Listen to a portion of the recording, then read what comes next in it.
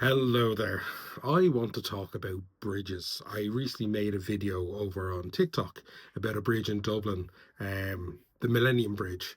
And during the winter months, it's got these beautiful rainbow lights going over them. And I may have suggested that if people were to cross this bridge while the rainbow lights are there, they would become gayer.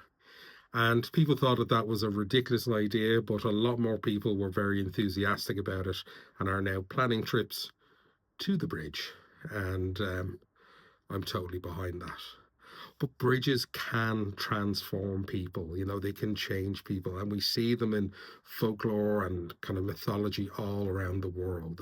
The Rainbow Bridge to Valhalla in Norse mythology, which leads us to this incredible, beautiful, rich other world. We see in ancient Persian, mythology and beliefs that there was the Bridge of Judgment, is where you went when you died, and if you led a good life, then the bridge would be wide and abundant, and you'd be led across by a beautiful woman.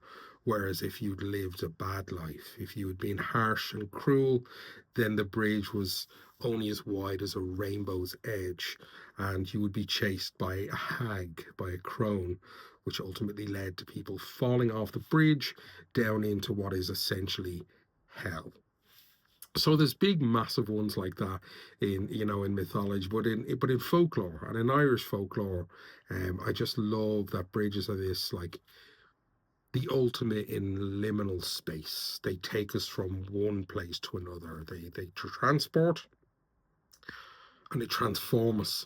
And some of the stories in Irish mythology become quite fun and silly. The Púca is a notable character said to hang around bridges, and they're just waiting to kind of meet a lonely traveler or someone coming back late at night. And those stories always end up in an adventure. Like there's no malicious intent, but yeah, someone will end up on the back of the puka as a dark horse and be raced off across the landscape, ultimately ending up at some kind of otherworldly feast or gathering. It's also not uncommon in our stories to be walking at night and going to cross a bridge and meeting the Dina Shi, the good people, the fairy folk, and those occasions never go without incident either. And it's always kind of seems to be not a coincidence. It's almost like the good people, they're expecting that particular individual and refer to them by name. So I love the kind of stories like that because it's always a single human, just one person with no witnesses who happens across this magical thing. But there are instances across Europe where we see things like the Devil's Bridges, and this is where a group or a collection of people are looking to cross a ravine or a river and are trying to build a bridge and they can't. And of course, the devil will appear. He'll show up in some form or another, and he will offer to build a bridge for a price. And sometimes the price, and usually in those devil bridges stories, the price is the soul of the first living thing to cross the bridge. There are tales of bridges which have never been crossed by humans. I've never visited one, but people thought it was just too big a price to pay. And then there are the stories with the devil's bridges where the devil is outsmarted and the people, one clever clogs will send a goat or a hare running across the bridge.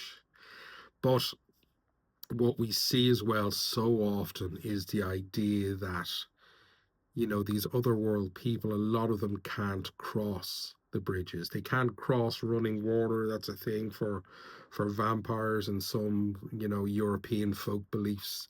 But let's say where the devil or some dark, nasty creature is chasing someone and the person is trying to make it to the bridge to be safe. But just as they're crossing the bridge, the devil will reach out and grab and tear the soul or the shadow from the person. I love the stories where it's like the shadow is pulled off and seems to live a separate existence to the body after that point.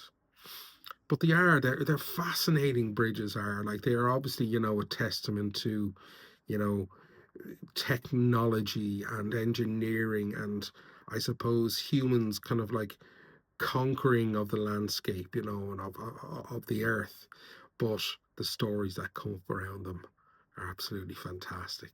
Stories of the magical waters that run under these bridges. Someone who is kind of scarred or deformed, a great warrior, if they were to bathe or to wash their face in the water underneath a particular bridge, that they will be healed and they will be cured. So whether the bridge is something that heals people, judges people, or just is a mechanic for an amazing story, there's no getting away from the fact that they are a focal point.